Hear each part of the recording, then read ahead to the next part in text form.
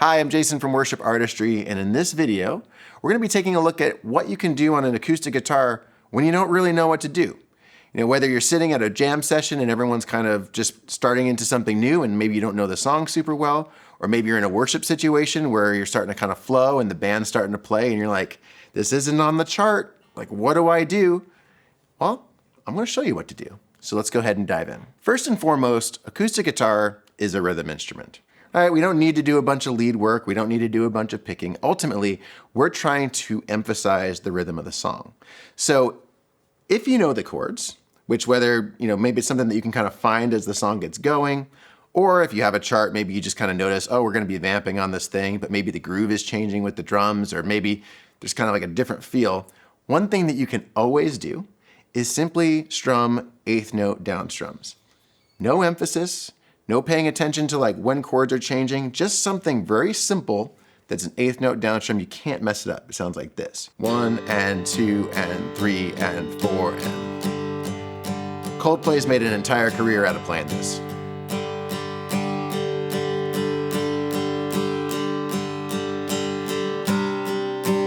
Now the thing that's cool about an eighth note down strum is it actually works whether you're in 6/8 or 3/4 or 4/4 time, or even if there's a swing on it, because the down strum always still happens in the same place.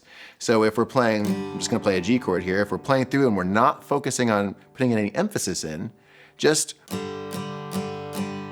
start in 4. 1 and 2 and 3 and 4 and 1 and 2 and 3 and 4 and... You don't have to worry about emphasizing anything, you just kind of change through whatever your chords are. And that works for 4/4 time, it works for 3/4 time, it works for 6/8. So let's try this. So it can be 1, 2, 3, 4, 1, 2, 3, 4.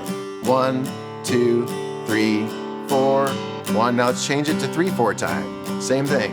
1, 2, 3, 1, 2, 3, 1, 2, 3, 1. Let's go 6/8.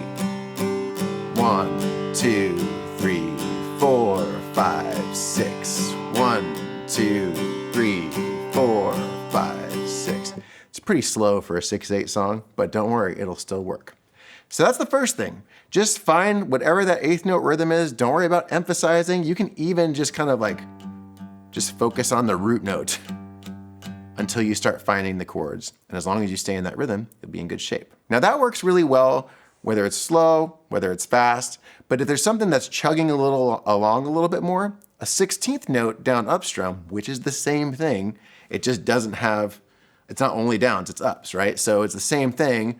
1, 2, 3, 4, 1, 2, 3. It's just adding the up strum. So for more upbeat songs,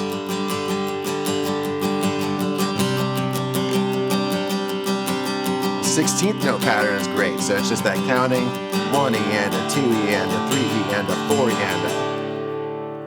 And once again, it'll work for 4/4, 6/8, anything. Just 1, 2, 3, 4. Let's do 3. 1, 2, 3, 1, 2, 3, 1, 2, 3, 1, 2, 3, 4, 1, 2, 3, 4, 1, and so on. You get the idea.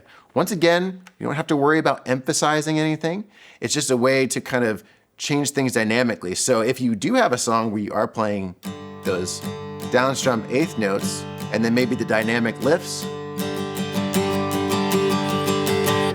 going from an eighth note pattern to that 16th note pattern can work really well. Now, one way to add more to a 16th note pattern like that is to pay attention to what the drums are doing and start emphasizing. Because once again, we're not skipping strings, we're not kind of adding anything else, but if we listen to where the beat is, so let's say it's a typical like kick on 1, snare on 2. So 1, 2, 3, 4.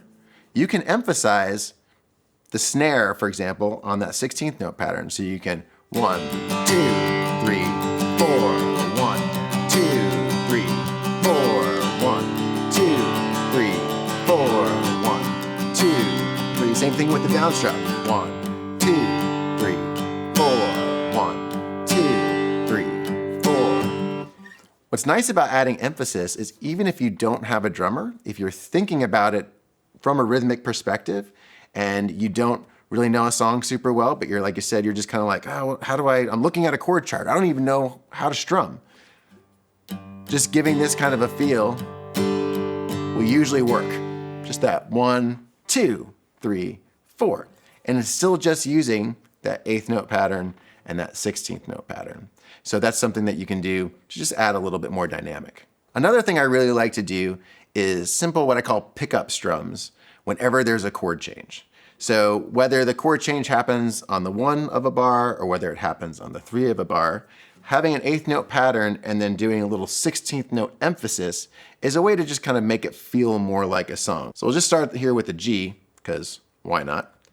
And what we're going to do is we're going to change from the G to the C, and we're going to play 8th notes and then do a pickup to emphasize the chord change. So it's going to go 1 and 2 and 3 and 4 and a 1, 2, 3 and 4 and a 1, 2, 3, 4 and a 1, 2, 3, 4 and a 1, 2, 3, 4 and a 1, 2, 3 and a 1, 2, 3 and a 1, 2, 3 and a 1. Change from 4 to 4 to 3 4. Still totally works.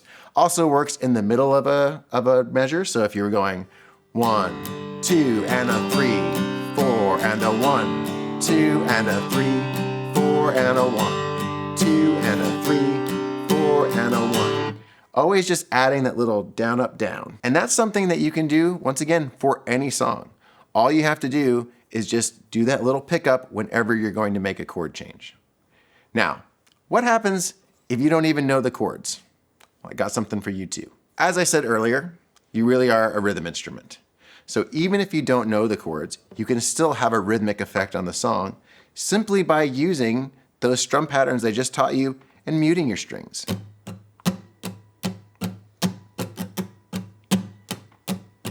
You just kind of become another drum, which is really helpful if you don't have drums, right? So same thing with this. If you kind of emphasize, once again, thinking about where a snare would be, 1, 2, 3, 4, 1, 2. And the way that you do that is simply by touching your strings, but not pushing them down, because you don't want this.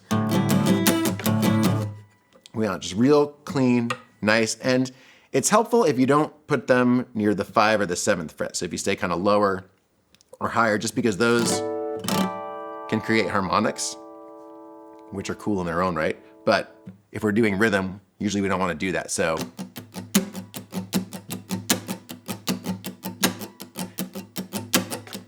and by doing that, it actually kind of gives you some time to look around what other players are playing and see if you can pick up on the chords, because you can always start with a music idea, and then once you realize what people are playing,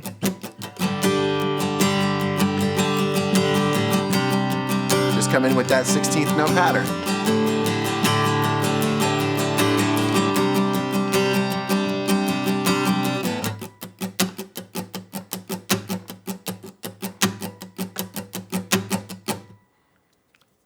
Don't feel like you need to do anything crazy, just be a drum. Now, for my last tip, what I want to tell you is, if you're not sure what to play, and you're not confident in what you're about to play, it's okay to just not play. That's actually a part of being a musician. A lot of times, as an acoustic guitar player, I won't come in till halfway through a song. So giving yourself some time to look around and hear what's happening so that you can get confident and kind of get your bearings will make it so that when you are playing, it really matters. So think about what'll help the song, think about what you know and what you're confident in, and lean into that. Don't try and do something that you're kind of like, I'm not sure, it might be this chord or maybe it's this one. If you're not sure, just don't. And you don't have to sit there and just like hold your instrument and look like you don't know what you're doing. Engage, look around at what's happening. Pay attention to what the drummer's doing. Close your eyes, worship. If you're in like a jam session, just kind of smile and nod along and enjoy. There's nothing wrong with engaging in music that way. So whether you're a really great player or you're just getting started, you can use any of those techniques in any song to really make it work for you. Now at worshipartistry.com, we have, I think, over 700 song tutorials that show you exactly what to do. So If you want to lead worship or you want to play along with worship songs, well, you don't just have to strum muted strings. You can go over there and actually learn how to do it so you feel really confident every Sunday. Hope to see you there.